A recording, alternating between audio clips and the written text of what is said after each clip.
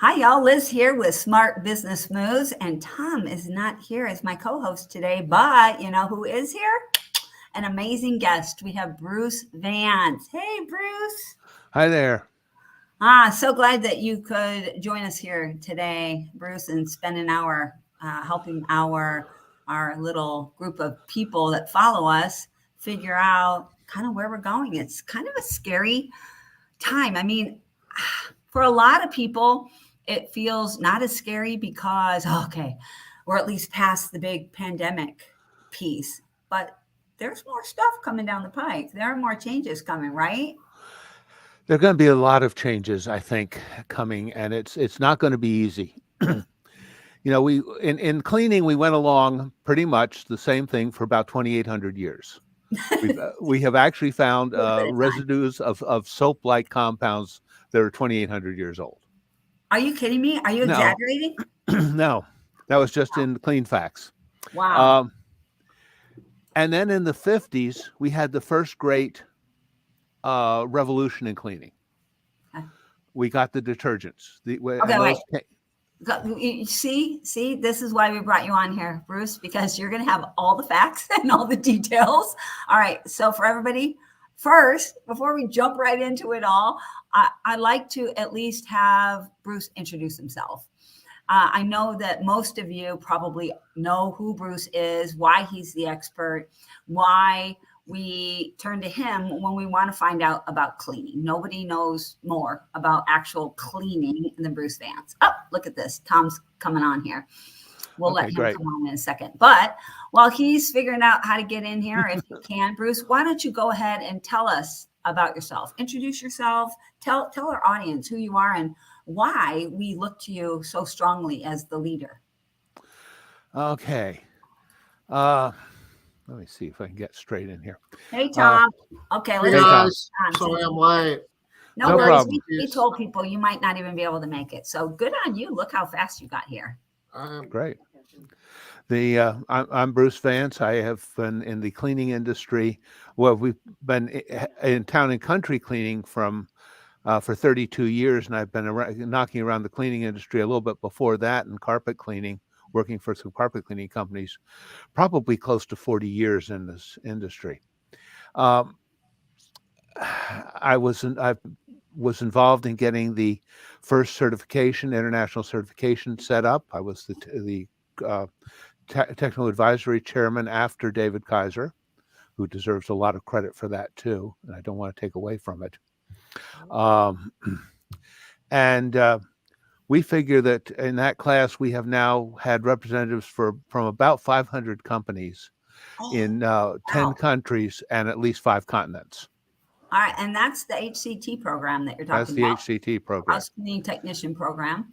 So for those of you that haven't heard about it yet, you can find out more about it through ISSA, ARCSI. All right. Go ahead. Go on. so Bruce, five, five continents. Wait a minute. So I'm assuming Antarctica is one of the two that didn't make the cut. What's the other one? Um, leave it to Tom to ask the hard questions. I'm trying to think. Maybe it was Africa.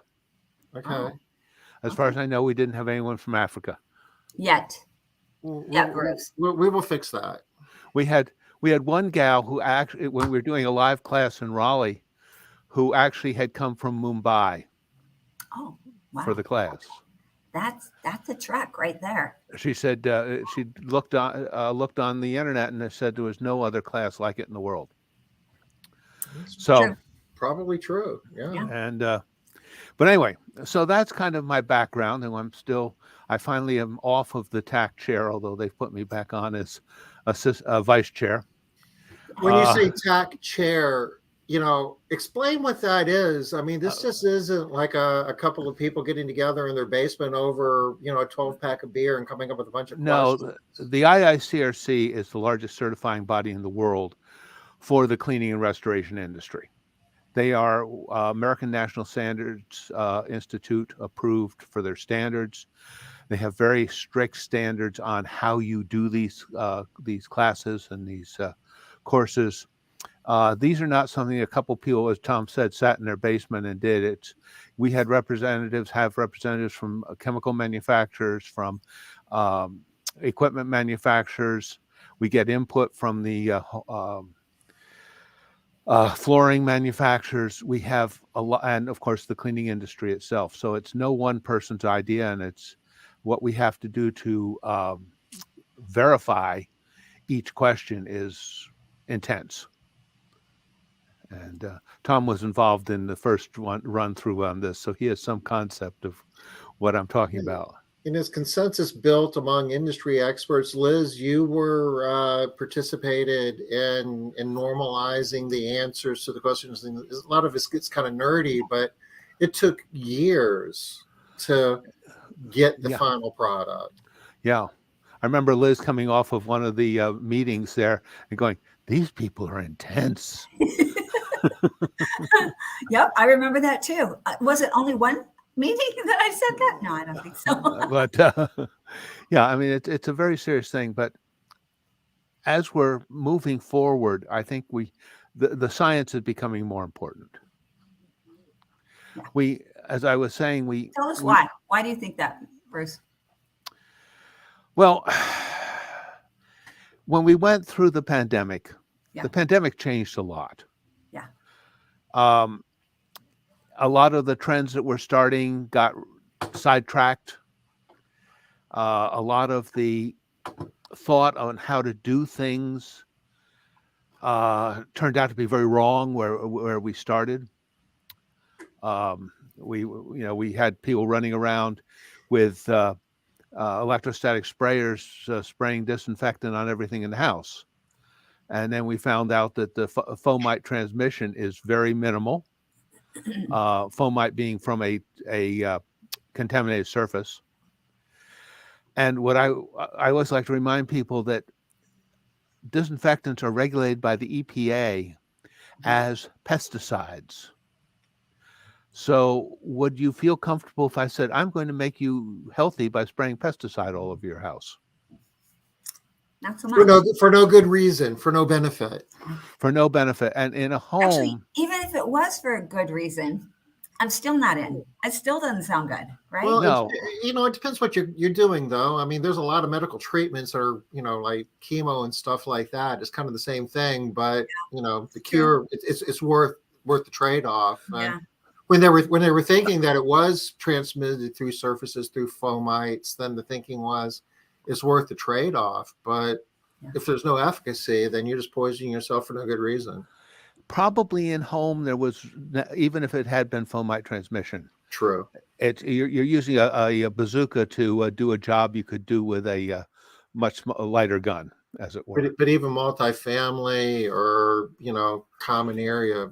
If you were sitting, for instance, if we had we do several sororities, and we didn't need it there, but if we had, say, a norovirus outbreak there, we would definitely have used that in the common rooms and especially in the dining room and such. Because first of all, it's not really only effective on a hard, non-porous surface. I know they show it's being sprayed on all kinds of things, carpets, but couches. Yeah. And depending on what you're using. But just looking at disinfection, because this was a big deal. First of all, the fogging they talked about, EPA said, fogging really doesn't work because you can't control what the dosage on a surface is and how long it stays wet. Okay. You've got to, in order to actually disinfect the surface, it has to be clean to start with. So you'll notice that CDC kept saying clean first, then apply your disinfectant, and then depending on what you're trying to kill or inactivate in the case of a virus, how long do you have to keep it wet? And one of the issues we're coming out of the pandemic with is a concern over antimicrobial resistance, because if you look at the hierarchy of how you inactivate or kill, the easiest thing to inactivate is the coronavirus. So on many of these disinfectants, it was saying 1 minute for coronavirus, 2.5 minutes for, say, HIV virus, 5 minutes for gram positive, and 10 minutes for gram negative. So if you were spraying this and wiping it up after a minute, you were exposing the gram positive, gram negative, and they were kind of going, "Oh, this is interesting," but you weren't keeping it on long enough to do a kill. You're getting them drunk, but they sober up the next day stronger than they were before. Yeah, that's a good way of putting it. Yes. And so we're seeing that and this is still somewhat controversial in the industry, but we're seeing that there's question about how effective are quaternary ammonias, which are our basic. If you go out on a grocery store, that's what 90% of your disinfectants are. That's the staple. That's the go-to, isn't it? And they're beginning to. But I don't know if you guys noticed at ISSA, nobody in the last 2 years has shown a new quaternary ammonia. All the new disinfectants have been either hydrochloric acid, or it have been. You mean hypochlorous? Hypochlorous, yeah. Yeah. What did he say? It sounded like that. Or I thought you said hydrochloric. It's like, no, hypochlorous. Not to be confused. Two different things. No, please don't confuse those. No. Or they've been hydrogen peroxide. Right. And those all work by basically burning what they're trying to get, their oxidation reaction, which is, it's a little harder to get away from, to become immune to burning. Okay, before we move on further and go deeper down this, I'm going to ask you to just take us back, because Bruce, you're right. When everything was coming out, one of the main things that we heard was you have to clean the surface first and then disinfect. Right. What's clean mean? What's clean mean? Yeah, because you hear clean and people are like, well, I am cleaning it. I'm using a disinfectant. That's how I'm cleaning it. Right? Yes. So, that is is the $64,000 question, and one that I know Siri is beginning to start a series on trying to figure out how to measure clean. Interesting. Because, how do we know what something is clean? Yeah. Cleaning basically is removing soil, if you're just going to go to a very basic definition, okay, as opposed to disinfecting, which is actually killing whatever is left. Okay. Now, we have done studies, and I know Tom has done studies, and we have shown that just using a high-quality microfiber and plain water or deionized water, we can achieve readings on an ATP meter that are superior to using a disinfecting scrub cloth. In fact, we've got one on our website where we had a desk that was 1,500 on the ATP meter. We cleaned it with a Lysol disinfecting scrub cloth and got one side of that down to 350. Cleaned the other side with a high quality microfiber, hospital grade microfiber, and deionized water, and got it to 50. Wow. What are those numbers? 350, 50. What are those numbers? Okay. Let's back up a little bit. What is ATP? What's an ATP meter? What in the world are we talking about? Yeah. Okay. This gets ahead, but this is one of the things that as we are talking about where are things going? How do we measure? How do we start figuring out what is clean? Yeah. Good. The ATP meter, ATP is adenosine triphosphate. And it is the energy molecule in all living things. So an ATP meter basically measures the organic load on a surface. Does not tell us whether it's living or dead, but it gives us an idea of what's there and how effective we have been in removing it. Okay. On the meter that we use. So hold on, I have a question real quick. So if is it possible to have organic matter on a surface that is dead or inactive, and so it doesn't show up on a measurement? Or it would show up on a measurement. It would. Okay. So if you have a lot of bacteria there, it's going to have a high reading. Okay. If you just cut up a tomato there, you're going to have a high reading. Okay. In general, on the scale on that particular meter, Anything 30 and under would be good for a commercial kitchen.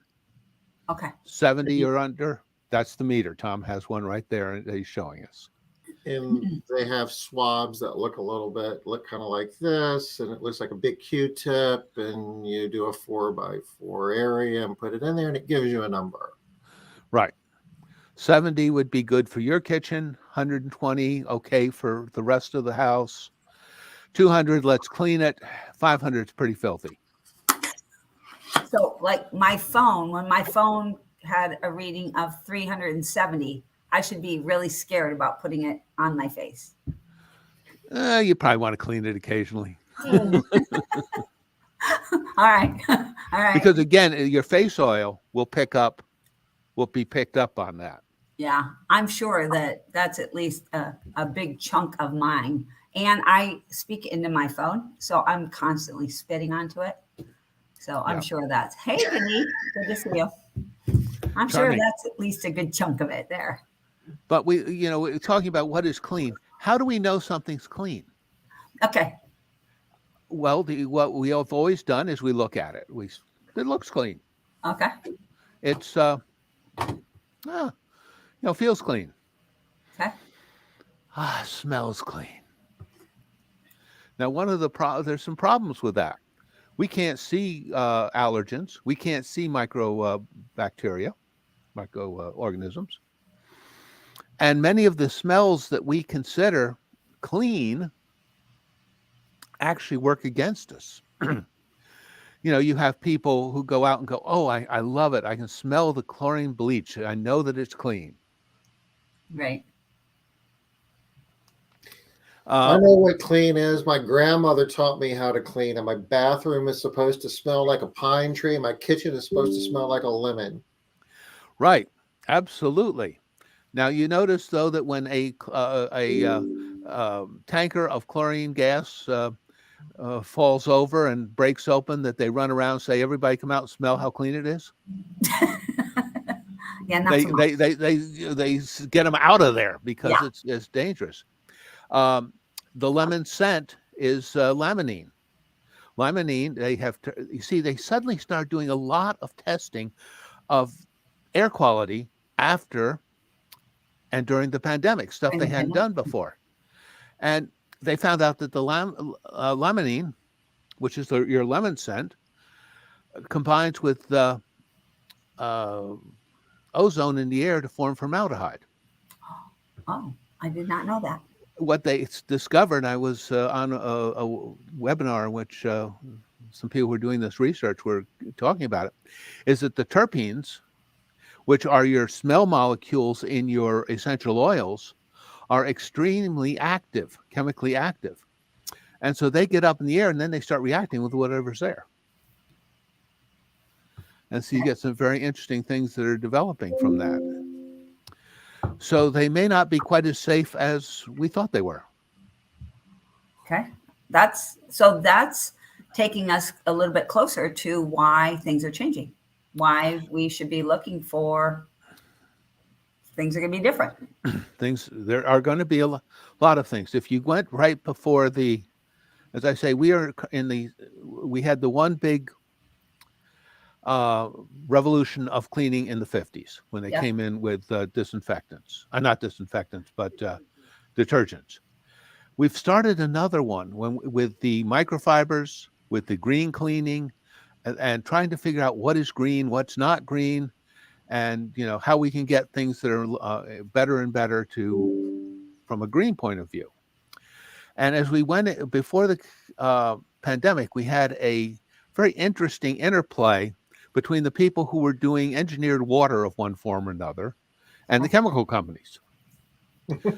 Chemical companies weren't real happy about the people who were doing the engineered water. And that would be things like deionized water, ionized water, and electrolyzed water. Electrolyzed water had gained a fair foothold because you could use it. That's your electrolyzed water.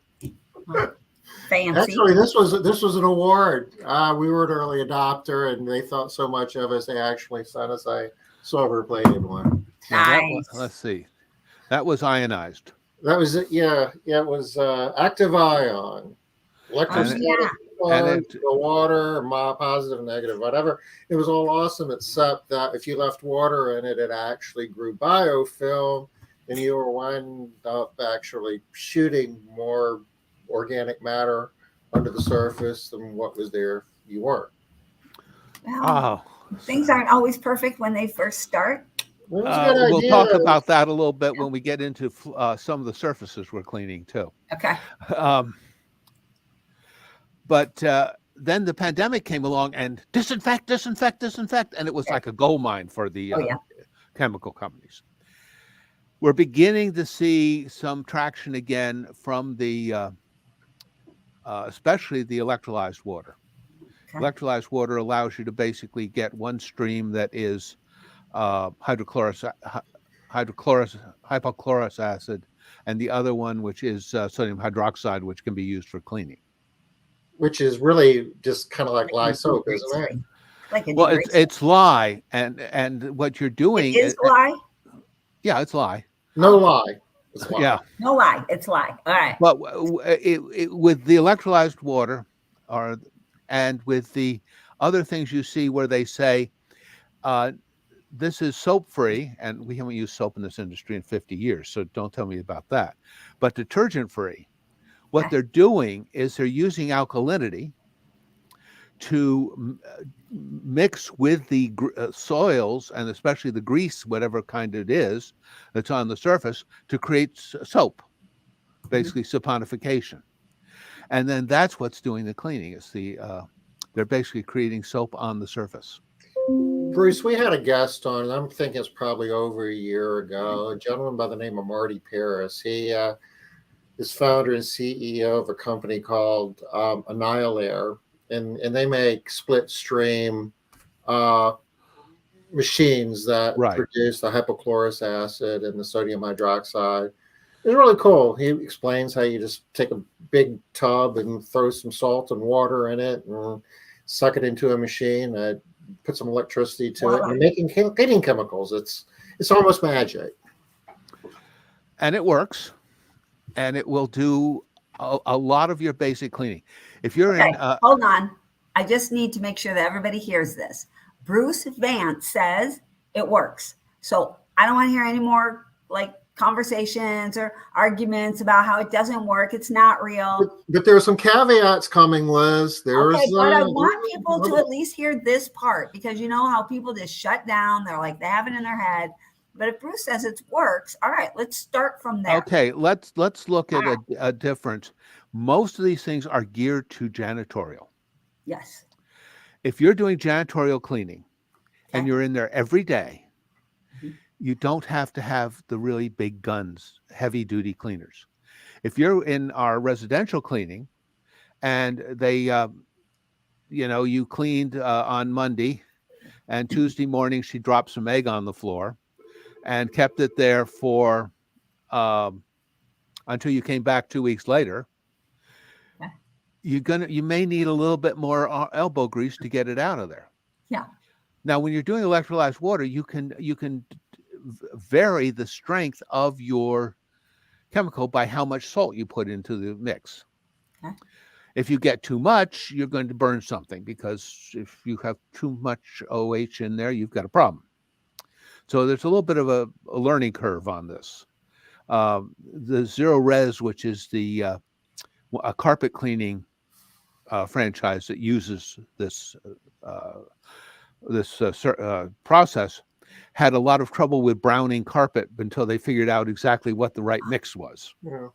Okay, that makes sense. Too much So, salt. some of them are kind of dialed in based on the whatever the saturation level is in the water. It gets to the point where you can put in all the salt you want, and only so much of it. The water will only hold so much of it. They calibrate the machines that way, and that's kind of the way Annihilator did it. But then the product that it was spitting out, you would dilute it, and Okay. you cut it by 2-to-1, 5-to-1. 10-to-1, depending upon what it was that you wanted to do. Excuse me. And what they're doing here, this is getting a little technical. They are using a non-buffered solution. That means that there's nothing there to keep the pH at a certain level as you dilute. Most of our cleaning agents, on the other hand, are buffered, so that the idea is that as you dilute it down, your pH doesn't change that much. Okay. Think about the difference if you pour cold water into a glass and just let it sit out there, the temperature is going to go up. Yeah. But if you fill the glass with ice and then pour the cold water in, it's going to stay cold a lot longer. Yeah. That's sort of buffered. It's the Okay. glass Like with the the ice would be the buffer. The ice would be a buffer in that case. Okay. Keep trying to find an easy way of describing that. Buffering agents. Yeah. So That was pretty good, Bruce. I think that the split stream works. It can be effective. It is, but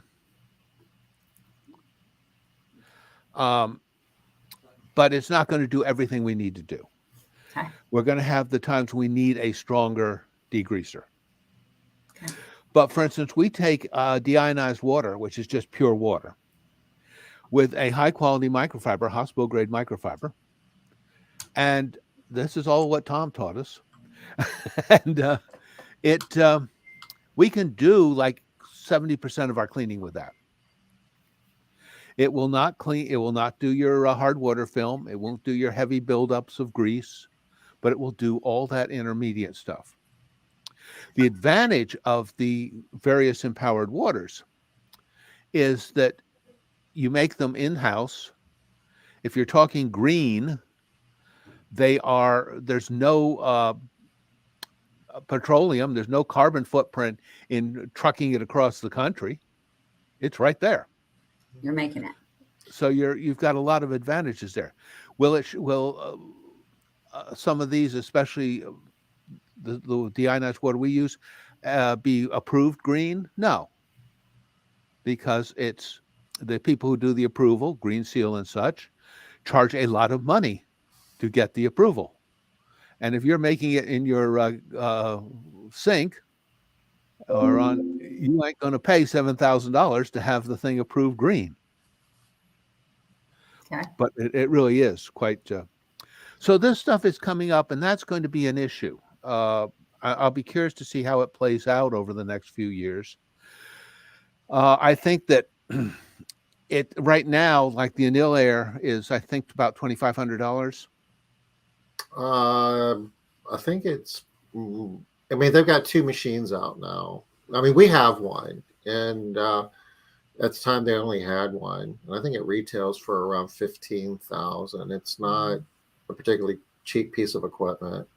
So it's Go ahead. And they have a lower end product. I say a lower end product, a smaller product that I think retails for around $8,000, maybe.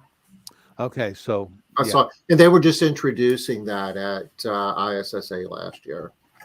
Yeah, I have looked at it. It was outside of my price range, so I don't think we're going to see that machine, but we are going to see some things get smaller and more price conscious.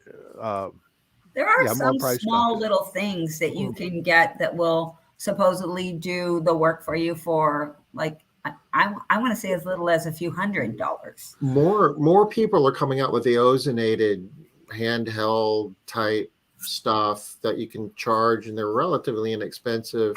You might want to speak to that, Bruce. Rather than a gadget like this, you're using ozonated water.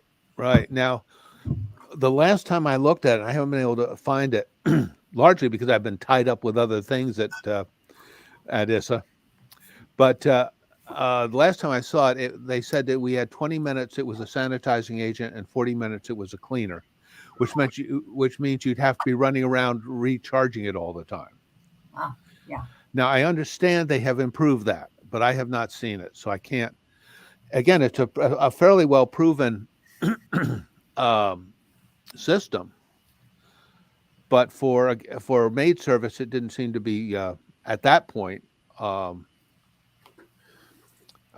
There's a appropriate. company called Trisano that has a technology, and they call it stabilized ozonated water, and they've got some little trick that supposedly keeps the free oxygen level up there for a longer period of time, like days maybe. Yeah, I had heard that was out there. As I say, I have not seen it, Right. so I can't speak to it. But all of that's kind of cool. But how does this play into our future, Bruce? right. What are you seeing? You know, Well, coming down the pike here. I see a number of things. One is we're going to have to be more aware of what we're cleaning. Okay. Um, Talk to us about that. What do you mean? although there's the number of surfaces that are out there are just amazing. Mm-hmm. We've got stone, which the marketers like to talk about the fastest way to cash. For the cleaner, that's the fastest way from cash. And when I do the class, I like to talk about, I'm going to show you how you can make a $10,000 mistake in less than 2 minutes. Okay, Bruce, I have a story for you that you will like that goes right along with your story, I think. One year, so my birthday is March 31st. Tom's is the very next day. Oh, wow. So Alonzo Adams is the one after that. That's right. And Alonzo's is the very next day after and that. Aja Holidays is 2 days after that. Who's this? Aja's is on the 3rd? On the 4th. Oh, on the 4th. All right. So a lot of people having birthdays right around that time period. So one day, one of my employees had called me and said, "Hey, Liz, I know that it was just your birthday, and I hate to have to tell you this, but we dumped over a bucket of vinegar on our client's marble entrance.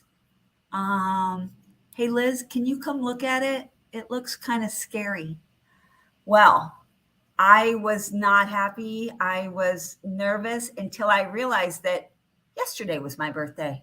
And today is April Fool's Day. It's not only Tom Stewart's birthday, and it was April Fool's Day. And I was never so happy to have someone play a prank on me.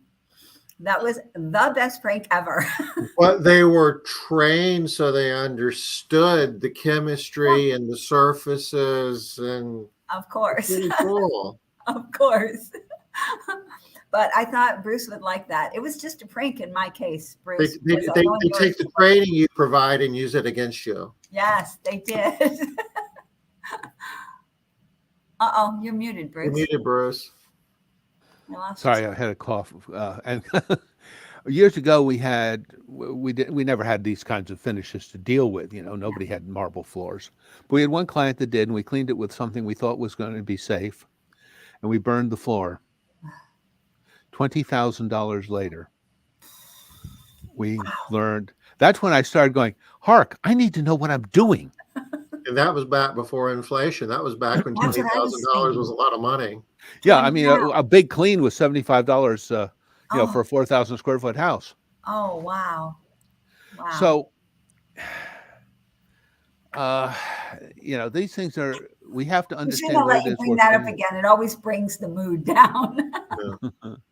But if you know what you're doing, you don't do that. And that's the thing that's critical. We're finding that the installers don't know really how to clean stuff. How many times do an installer, you've got a granite countertop and the installer says use Dawn? And how many times have you gone in and rubbed your hand over the countertop and it all feels gritty? That's because there's things in the... Bruce, this was one of my favorite things that you taught me at the HCT course in Seattle years ago, because that was making me insane. There would be a counter at a client's home, and I would tell them, what the heck, you guys, you got to rinse these counters. This is ridiculous. Feel this. You can feel the powder on here. You guys aren't rinsing this well. You need to do a better job. When you're done, you need to, buff it. Mm-hmm. Yeah. Mm-hmm. Yeah. And it's this, there's chelating agents in the the dish soap that attack the counter. Is it only in dish soap? Only in Dawn, Bruce? No. Most of your chelating agents make detergents more effective by softening the water effectively. Yeah. It's not quite that simple, but that's close enough. Okay. And so most detergents have chelating agents in them because it makes them more efficient. Mhm. But if you have one that is stone specific, it either has very specialized chelating agents or it doesn't have any. Okay. And these things don't end up on SDS sheets, so it's very hard to know. I mean, we happen to know that Shackley's Basic H does not have chelating agents because somebody in our leads group who has a great big Shackley business, also happens to be a biochemist, called their chief chemist and asked. But that's the only way you know. Yeah. So I just say use a stone specific cleaner and a microfiber or water. We're also seeing, 6-7 years ago, everybody was pushing natural surfaces, which are notoriously hard to clean. Mhm. Now we're seeing a big move towards cleanable surfaces. Okay. The LVT. Well, you have the vinyls, for instance. Okay. And we have luxury vinyl tile. And luxury vinyl tile originally came out and in 5 years went from 0 to 20% of the entire flooring market. It just exploded. Wow. The laminates that we're now getting from major players like Pergo, like Mohawk, like Linoleum, and Shaw are pretty well waterproofed. Although I was a little disturbed that Shaw said on their some of their waterproof flooring says do not use water to clean it. Okay. And what would they like you to use? Well, they have a product, of course, they would love you to use, but I wonder if it contains water.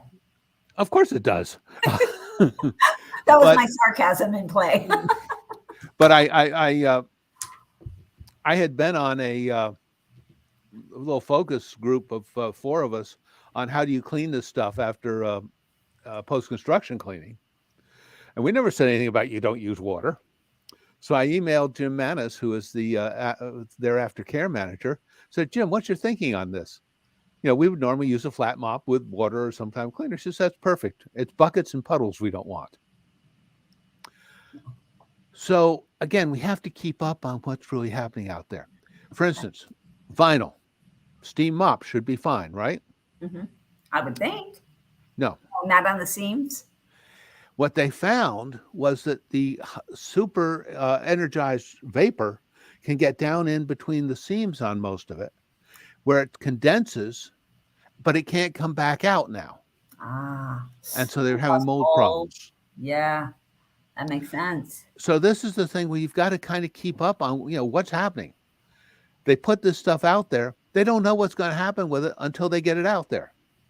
When they first came out with LVT, luxury vinyl tile, the original luxury vinyl tile, they suddenly realized it's a thermoplastic, and it will, if it gets hot, it increases.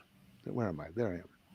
And so if it was in front of a sliding glass door with a southern or western exposure in the south, it deformed. Wow. Which is why they came out with what they call SPC, which is stone polycore, which is they put limestone in it, which gives it dimensional stability. But I was talking to one of the aftercare people. I said, you got limestone in here? He said, yeah. I said, one of the new green cleaners is the hydrogen peroxide cleaners. He said, yeah. Yeah, I said, they're all acid side, don't you? And he went, we never thought of that. Oh, gosh. So as we go out, we have to know what we're doing. And we cannot necessarily rely on what the, especially not what the dealer is telling you. And stuff. Oh, the dealers. Yeah, you follow the anything that's written you want to follow because that'll take care of your warranty. It'll relieve you of any kind of liability. Yes. I was at a class that the American Hardwood Association put on. And the fellow walked out, the instructor, and he started with this: the number one enemy of the wood floor is the maid. And what they're telling us is that 50% or more of all warranty claims are maintenance. And they are no longer accepting responsibility for maintenance. And to give you an idea of the volume we're talking about, I was talking to one flooring inspector who, as of October, this was right before the pandemic, she had handled $85 million worth of claims, and one of her compatriots had handled $125 million. Is this primarily like residential claims? Residential and commercial. Okay. Well, I hope the majority of that was commercial. But you can see the kinds of dollars we're talking about. Right. And so they're basically putting us on notice that, hey, if it's the maid, you need to go talk to the maid. Don't talk to us. And so these are insurance. This is like basically warranty claims from the manufacturer. And if that fails, you go back to your GL policy. But if you're the professional and you did something you weren't supposed to do, you may want to speak to that, Bruce. They're not going to help you either. Yes, thank you. A lot of people feel that if you have a liability policy, it covers everything that goes wrong in the house. And I've had people correct me on some of the Facebook things saying, oh, no. Anything that goes wrong in the house is covered under your liability. I've been involved in enough cases where somebody has come to me for help after the fact when I can't really help them anymore. And they're going, my insurance company won't pay off. Why? Because it covers an accident. It doesn't cover stupidity. So if you are walking across the room. Home there, Bruce. I don't tell somebody this when they're, but I do in a class. You can say things to a group that you can't say to an individual, especially after they've made a mistake. But if you're walking across the room and you trip and the bottle of bleach goes flying and you have to replace a rug and a couch, that's covered under your liability insurance. But if one of your technicians or you saw on the internet that you can take bleach and get a spot out of the carpet, which you can not, I don't recommend it. You can on certain fibers, but not most. And your person goes and ends up with a big bleach spot. The insurance company is going to look at you and say, oh, that's under your care, custody, or control. It's not our problem. You're a professional. You're supposed to know what you're doing. And that is a big shock with people. One case they wanted to get a wood floor really clean. They glugged the cleaner a few extra times and went after the floor to clean it up real well and turned it into a white sticky mess because they started to dissolve the polyurethane. $1,800 clean. I saw another one this was in a school. In 3 months, the new cleaners who went in there used a mop on the wood floors, did $18,000 worth of damage. Wow. And these are damages that are come out of the company's pocket. No manufacturer, no insurance company is going to pay for that. No. Now you can get a rider that covers some of this stuff. A stupidity rider? Yeah, the one we have is called willful damage. Okay. And it's not all that expensive, but you've got to find a true commercial insurance agent who understands this stuff. Because most of them have no clue what you're talking about. So we're going to have to be aware of what we're doing and keep up on what the changes are. So we know, again, what we're doing. Well, how do you keep up on these changes, Bruce? Well, I would say go to surfaces, but people aren't going to go do that, and they wouldn't like you to. They don't want people just wandering through there. I suspect, Tom, you're still doing. Being a member of ARCSI is a really good place to start because there's a lot of information that's curated and distributed to their members. And Bruce, I mean, you actively take a lot of the knowledge and research and things that you learn, like I don't call it breaking news, but the latest developments, and you share that information Oh, absolutely. with ARCSI, who shares it with its members. And Cleaning Business Today is still working? Yeah, last I saw, yeah, Cleaning Business Today is a resource that we'll publish. And Bruce has written for Cleaning Business Today. Over the last, it's having its 10th year anniversary, April of this year, if you can believe that. And Wow. And ARCSI is having its 20th year anniversary this year. Wow, that seems so fast to me. I digress, but plugging into Cleaning Business Day, plugging into ARCSI are two things you can do to at least be exposed to a lot of the concepts that are what's coming up? What are the problems? What did we think was going to work and it doesn't? Bruce, can I ask a Sure. couple of questions? I want to get in before the hour completely gets away from us. We were talking about microfiber wipers, and we were an early adopter. We've been using microfiber cleaning towels for 20 years, and this was back when it was really, everybody was cleaning with cotton, terry cloth, and other fabrics. And over the last several years, I guess you start seeing more research where people are concerned about the microfiber that's coming off and the wash that's getting into the environment, and they're getting like marine life that's got all this like microfiber building up in its system. And I see some companies that are actually getting away from the multi-use microfiber wipers to like single-use disposable wipers. Is that a trend that you think we're gonna see getting any momentum? I think we will some in the janitorial. I'm not sure we will as much in. I've met two rather established and successful. Make that three. Well, two that are doing it, and the third one that is considering it, that have made that move. And there's a couple of things behind that. From a cost standpoint, arguably it's a little more expensive on the surface, but a lot of these companies, since COVID, more and more companies are going to solo models where their technicians will just get up in the morning, pick up their phone, log into their favorite, software. And I've got one in mind, but we won't need to go there. Anyway, find out what homes they're cleaning. They go out and they clean a couple of homes and they go home.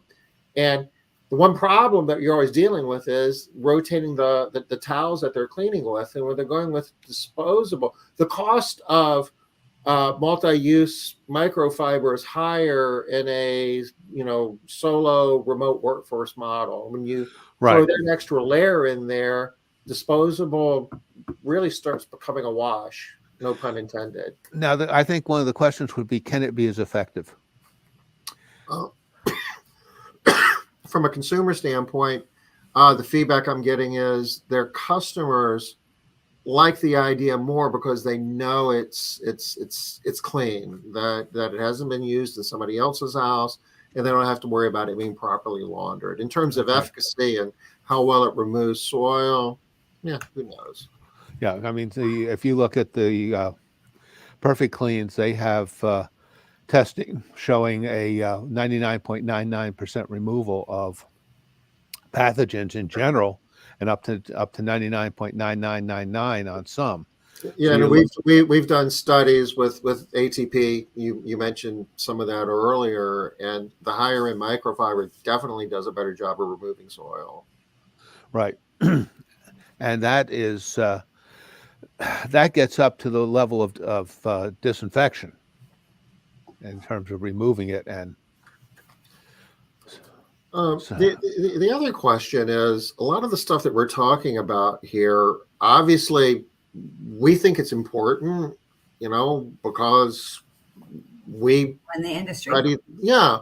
But we are in the minority, and the general industry. I know that you're kind of been spearheading this for years, Bruce, and you've had 500 companies take HCT certification. That's awesome, but there's A lot more. yeah, I mean that's Whoa.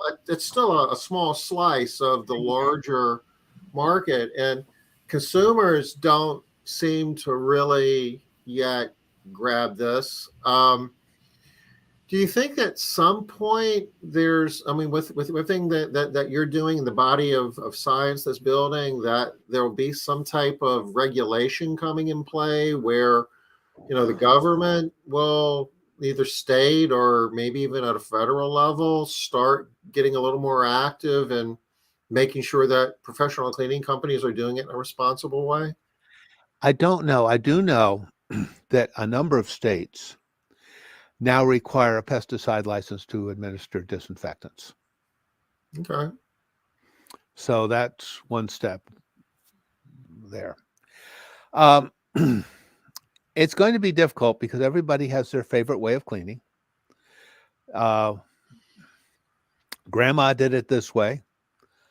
I mean, the reason we're cleaning, excuse me, hardwood floors with vinegar and water is because Grandma had used soap to clean her floors, especially her linoleum, and vinegar rinsed the residue that was off.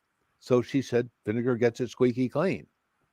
And when they came in with polyurethane, used the oil soaps, and if they had to go back and do any kind of repair to the finish, it wouldn't stick because of the oil soaps. They just said, "Oh, I don't know, use vinegar and water." It's like Liz's grandmother cutting the ends off the ham. Exactly. It made sense 70 years ago. It doesn't make sense now. And we're going to we're still going to have clients who want to use all natural products, which they think are healthy. We had a very interesting experience in one class. Somebody was using, in fact, a number of people in the class were using thieves oil, which is something that a lot of the independents love. It's natural, it's safe, it's wonderful. And they said, could we look at an SDS sheet for it? So we pulled the SDS sheet, and yes, it was pretty not a big deal for people. And that said, do not allow to get in waterways. Do not allow to get into sewers. Do not allow it. Extremely toxic to aquatic life. So it's like, oh, I thought this was just safe and natural and wonderful. So, which I guess if you really break that down, it's almost impossible to use that in a residential setting. well, it's you have to be more careful of it than you think. And we see this all the time. And I don't know what it's going to take for sure to get around that. I do know that we're going to have to be careful with air quality. Good vacuum, that's becoming much more important, and people are beginning to think more about air quality.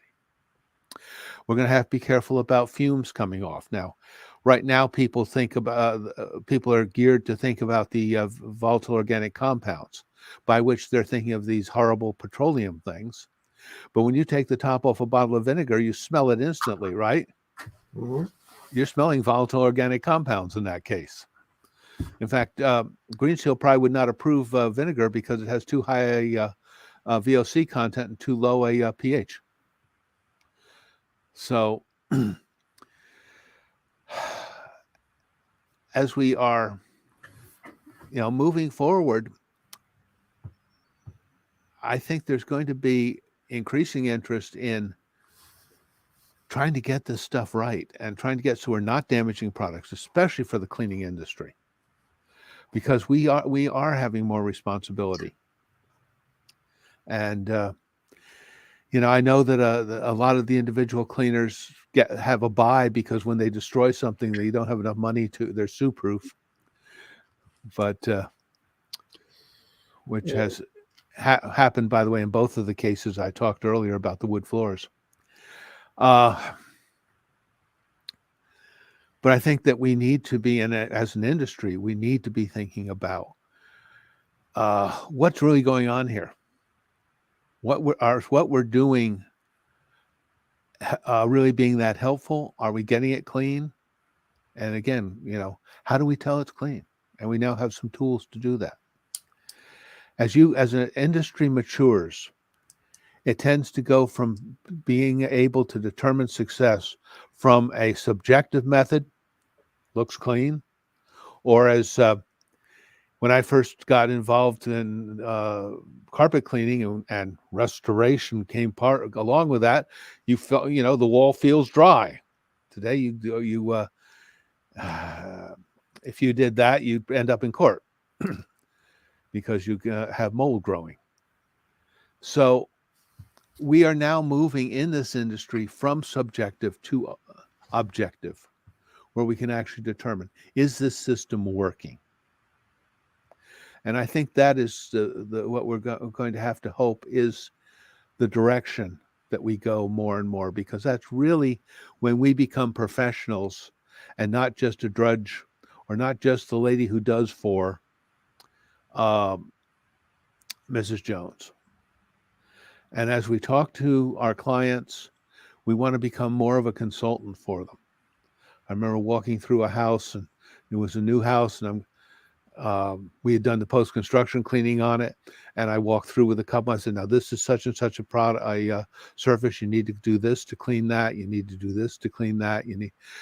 She said, do you do ongoing cleaning? I said, yes.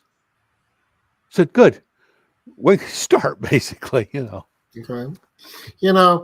I think that it is changing, and a lot of times change starts slowly before it happens quickly. And there's a lot of things that are happening within the industry that are all positive.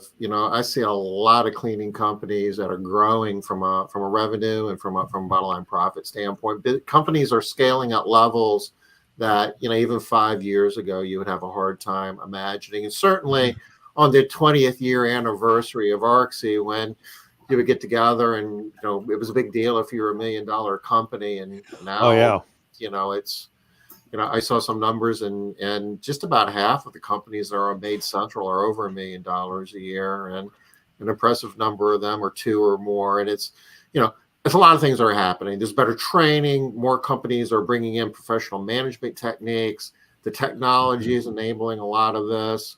There's even private equity that's coming into the residential cleaning space, and you couldn't even imagine that 5 years ago. All of that is just raising the stakes. The more you have, the more you have to lose, and the more important it is that you incorporate professional cleaning techniques and the issues that Bruce is bringing forward here. All of that's going to force it to happen more quickly moving forward. You're going to see a lot more happening in the next 10 years in this regard than what we saw in the last time.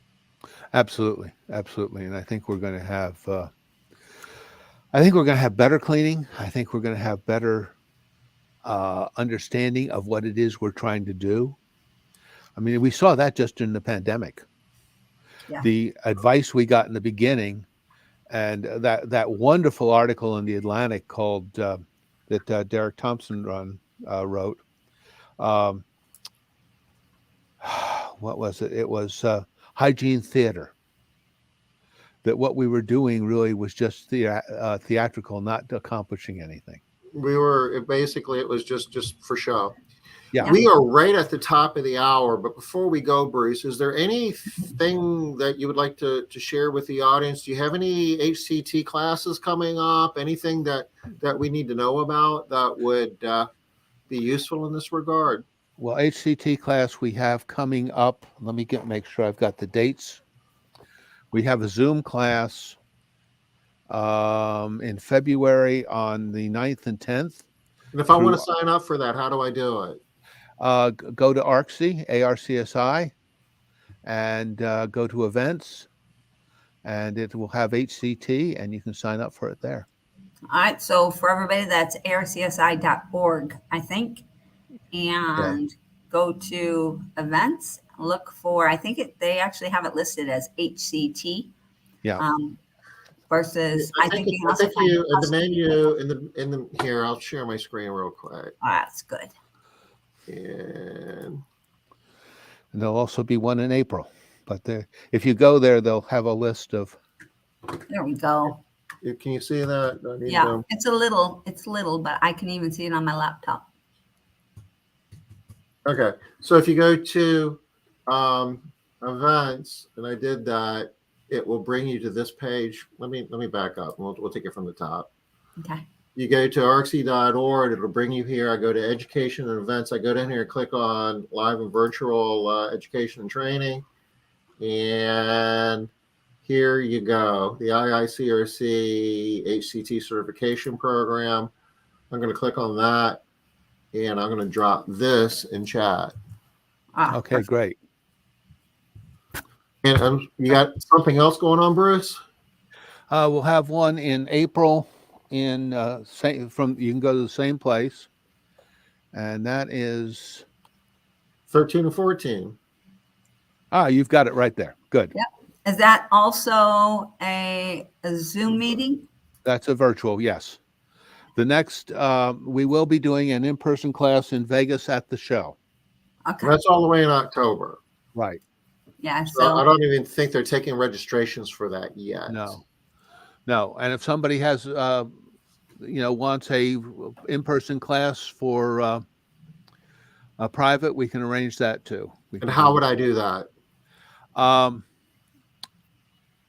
You can call our office here at 919-967-7592. And that will that'll get to me, and I'll 919-967-7592. 967-7592. Yes. Okie dokie. There we go. No, did you put his? No. So that's Bruce's number. So yeah, don't be just distributing that to all your crazy friends.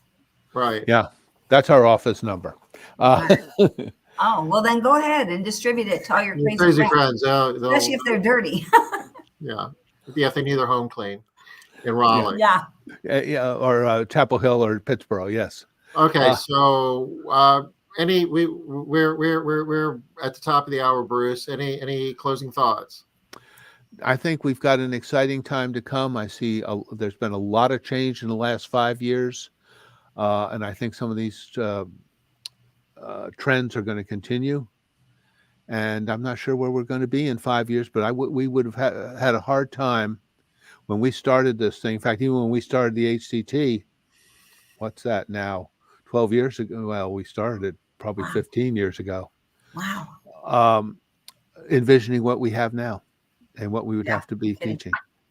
And I think in 5 years, we'll all be making more money. I certainly hope so. It's an opportunity here for us. Yes. Thank you, Bruce. I think the people who are professional will do well. Yeah. All right. Thank you, sir. Great. Thank you so much, Bruce. Talk soon. Bye, everybody. Bye-bye. We'll be back next Wednesday, 5 o'clock Eastern. Bye-bye. Bye, y'all.